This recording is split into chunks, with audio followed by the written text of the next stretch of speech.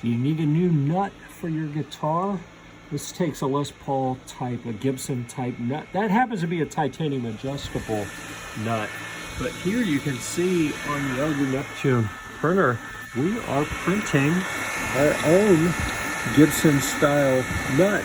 This is going to be for a 43 millimeter width.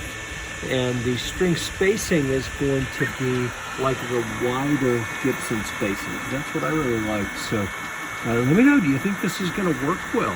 I'm a little curious myself, like how is this actually going to work? This is PLA, and you can see it is printing the nut slots and everything.